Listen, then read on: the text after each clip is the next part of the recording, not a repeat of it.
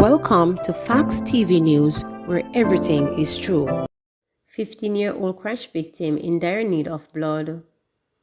Lasagna Turner Francis, the stepmother of Mart Bay High School student Michael Jackson, has issued a desperate plea for blood donations to help save the 15-year-old who has been in intensive care at Kingston Public Hospital since March 5th.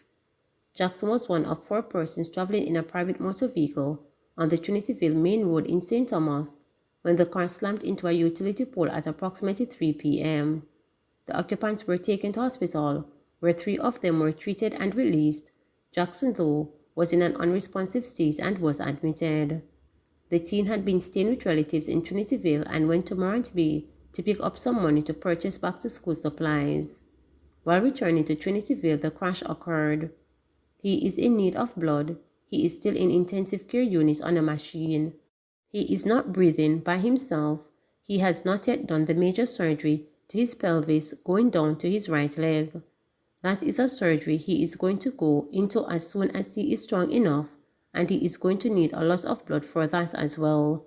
They are still doing tests. They did a CT scan. The doctors think they should do an MRI soon, Turner Francis reported. She thanked Morant Bay High School for the help the family has received so far and KPH for keeping Jackson alive to date. The family has been getting a lot of support from the school. They have been encouraging us and putting up people to make blood donations.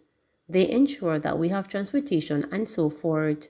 We had an hour of prayer at the school on Friday for him, where the students participated. The staff at KPH have been doing very well, she said. Turner Francis also made an appeal to motorists.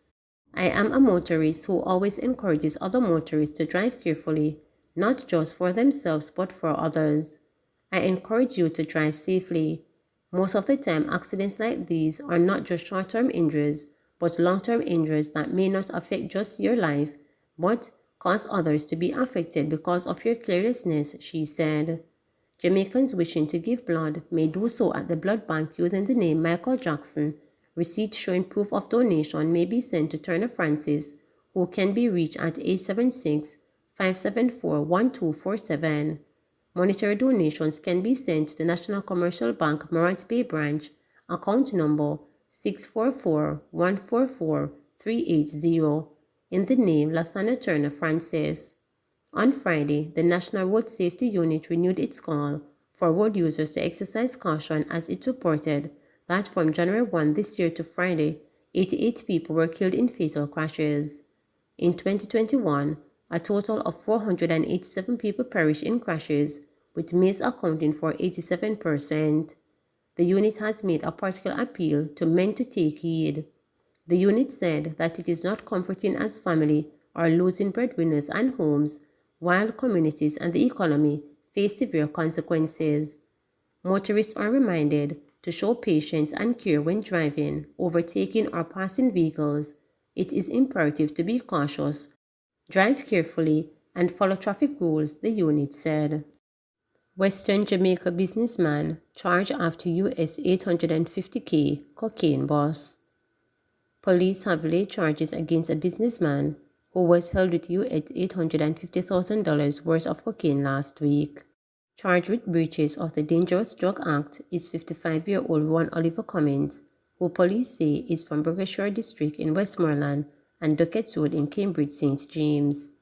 Police said Cummins was charged on Friday after he was interviewed in the presence of his attorney. He is charged with possession of, dealing in, trafficking and conspiracy to traffic cocaine.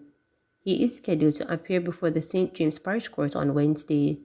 Cummins was arrested by detectives from the Narcotics Division last Monday. It was reported that about 3 p.m., a grey Toyota Hiace bus he was driving was stopped by the police along the Long Hill Main Road in St. James. During a subsequent search of the vehicle, cocaine weighing approximately 17 kg was found. He was taken into custody. Law School Jitters. Final year law students at University of Technology Jamaica UTech are on tenterhooks due to the uncertainty of the assessment methods to be used for their matriculation to Norman Manley Law School, NMLS. Former representative of the Faculty of Law at UTech, Brittany Edwards, reported that she was informed that admittance will be done either through an entrance exam or based on an evaluation of transcripts. In 2019, when I started UTech, it was given that we'd have to do the entrance exam, but since COVID-19, we now know there's a possibility that our transcript will be used.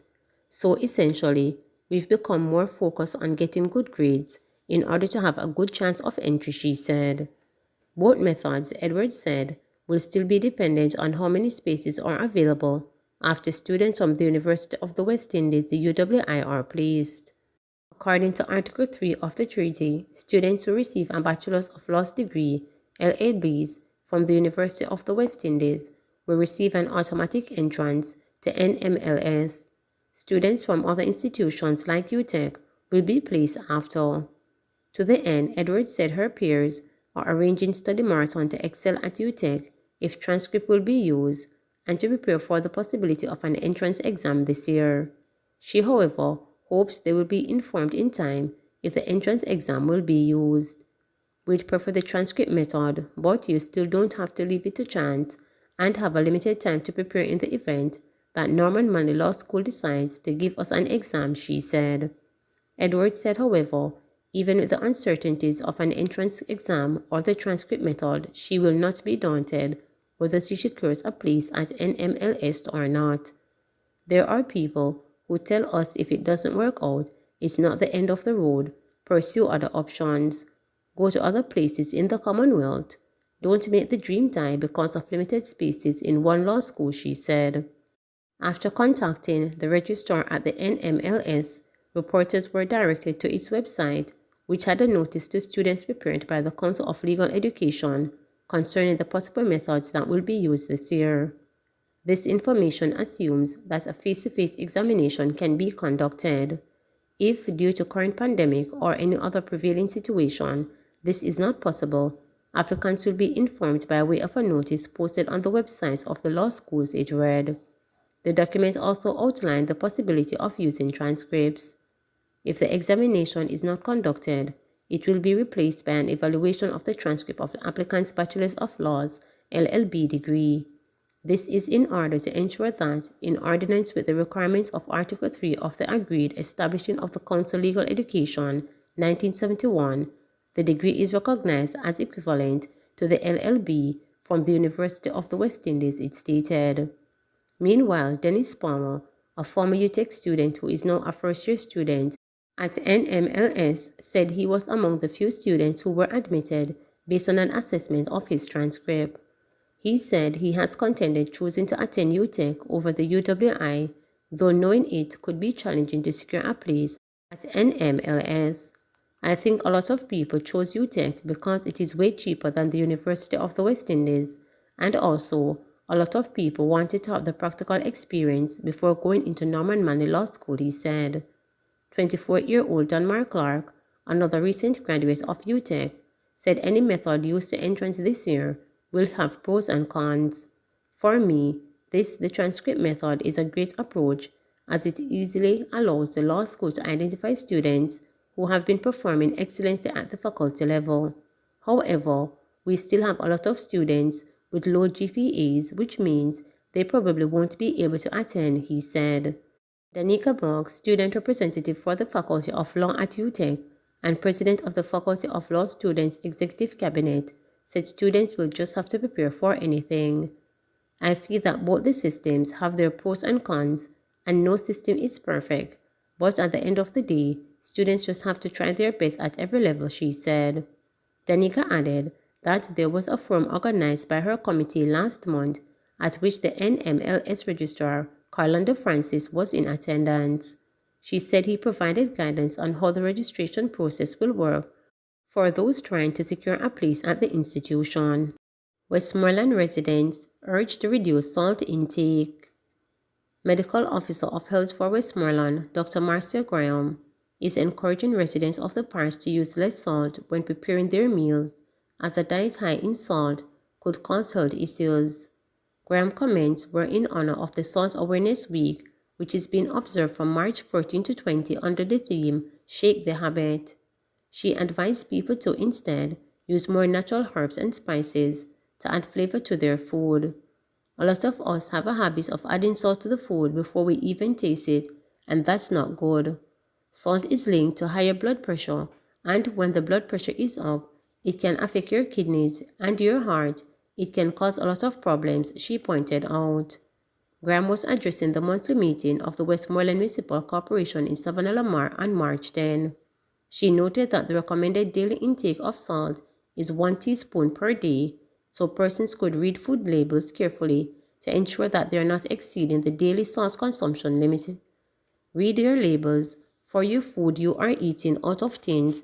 Look for Na, which means sodium, because sodium is used as a preservative, and that automatically already adds salt to your food. So let's be careful, she said. First Sigma Team Bubble Run a success. More than 50 teams participated in the inaugural staging of the Sigma's Team Bubble Run on Sunday, giving the organizers reasons to declare it a success. We are elated that we got to do this in an even bigger way this year. And even though we are still nowhere near our pre-COVID numbers, we are happy that we were able to execute a successful event with our corporate and non-corporate teams who have supported us over the years, said Sagicor Group Jamaica President and CEO Christopher Zucker. We are truly thankful to the teams who came out to support and who, through their registration, have given back to a great cause by playing their part to help us raise funds for our beneficiary, Kingston Public Hospital, he added. The 24th staging of Sagicor Foundation's annual charity road race, Sagicor Sigma Corporate Run, was dubbed the Sigma Team Bubble Run, as it was the first of 2 in-person races held under COVID-19 restrictions. This event, as stipulated by the Ministry of Health and Wellness, catered to participants who were fully vaccinated, with all entrants having to show proof of vaccination to participate. More than 1,000 fully vaccinated people registered with corporate teams for the 5.5-kilometer road race, which represents the largest number of the participants registered for the in-person racing event since the onset of the novel coronavirus pandemic in March 2020. Last year, the organizers held one in-person event, the Sagicor Sigma Invitational Run, which had just under 100 participants. Executive Director of Sagicor Foundation, Alisa White, said she was happy with the flow of the event and that participants had a run and safe run. We executed the event in accordance with approved safety protocols we presented to the Ministry of Health and Wellness and had teams in waves of up to 220 persons going off at staggering times, White said. We are optimistic that next year, for our 25th anniversary, we will be able to have even more people out, White said. However, she added that Sagicor remains guided by the authorities for in-person execution as the safety of all stakeholders remains paramount. In addition to the Sagicor Foundation's goal of raising $50 million for the Kingston Public Hospital through this year's Sigma Run, we, along with our partners at Running Events and Reggae Marathon, also wanted to show how large-scale supporting events can take place safely and responsibly in this new era, and I believe we accomplished that, White stated. Please remember to subscribe, like, share, and click the notification bell for daily updates.